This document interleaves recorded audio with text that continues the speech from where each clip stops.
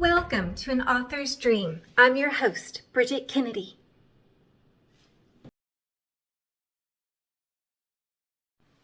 Chapter 1, Galway, Ireland, July 13th, 1825. The cobblestones were slick beneath my heels as my freedom slipped away with every passing second.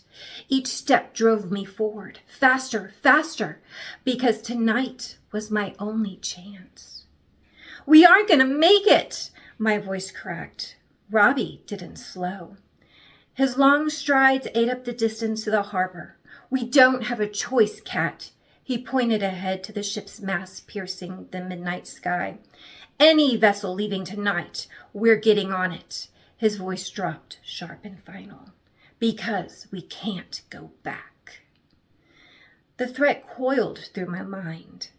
"I'll not let ye escape," dragging with it the memory of cruel laughter of being trapped in that ballroom. But the public humiliation wasn't the reason I ran. It was what I felt when the captor held me there. Something evil had brushed against my soul, ancient and hungry.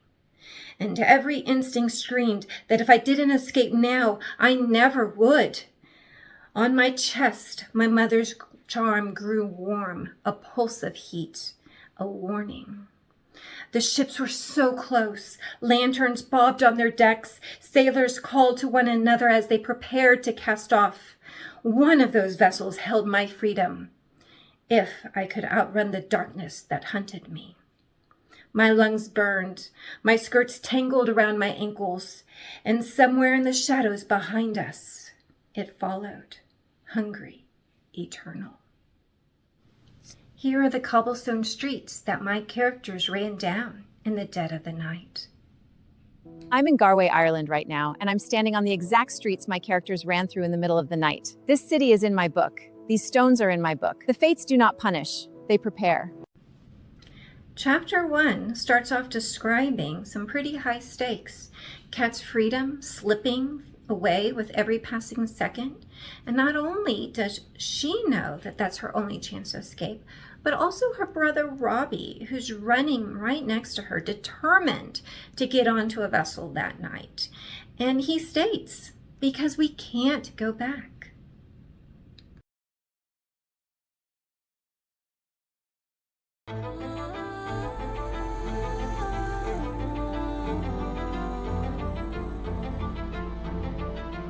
Lost. Book 1. The Lost City of Incan Gold.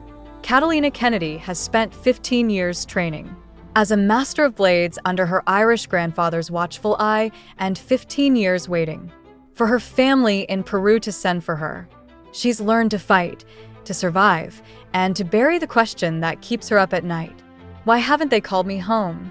When darkness, wearing a charming smile, tries to cage her future, Kat refuses to surrender. She feels it, something ancient and wrong, lurking in the shadows of a rival clan. With her brother Robbie at her side, she flees across the Atlantic, chased by storms and whispers that follow her all the way to her homeland. But the family waiting in Peru isn't what she expected. They're more.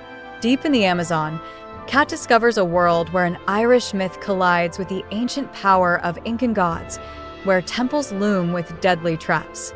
And a god warrior captures her heart as fiercely as he fights beside her. To protect the family she fought to reclaim and the love she never saw coming, Kat will need every blade skill she possesses.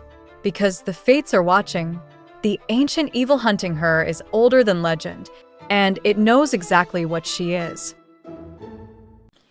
His statement triggered a flashback in Kat's mind of that night and the words that haunted her. "I'll not let ye escape." It also goes on to describe a situation that Kat was in the ballroom, being held against her will, cruel laughter swirling about her. And with all of that, she goes on to state it wasn't the public humiliation that made her run.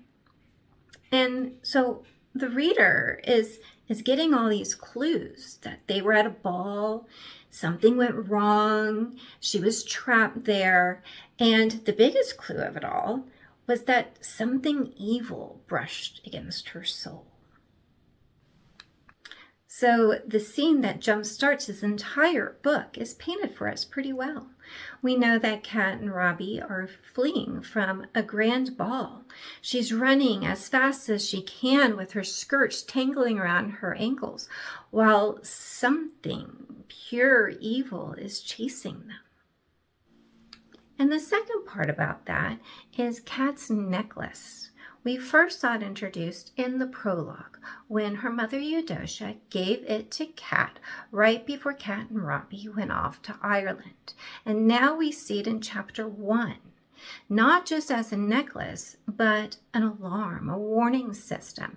And it gives off a pulse of heat. It's letting her know that the darkness is hunting her. She can feel it. Her talisman can feel the danger around her.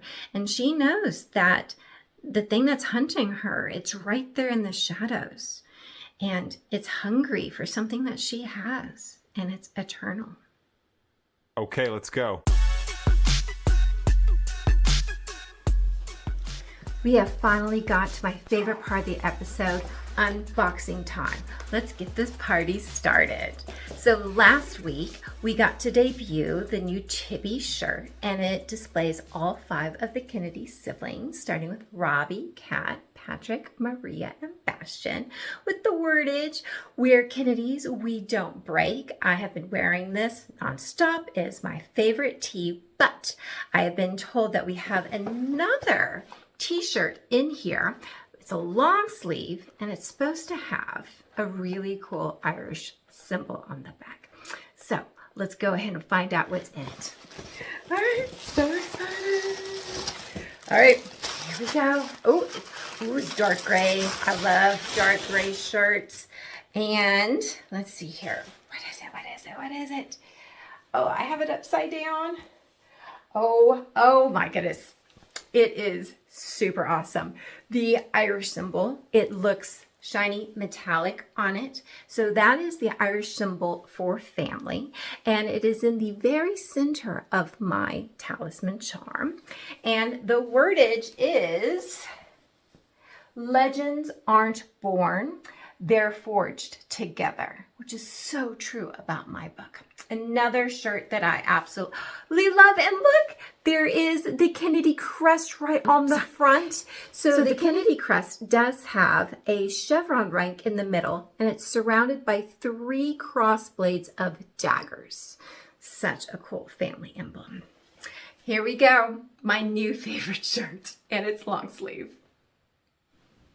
Next week, join me for a new episode of An Author's Dream. Like and subscribe.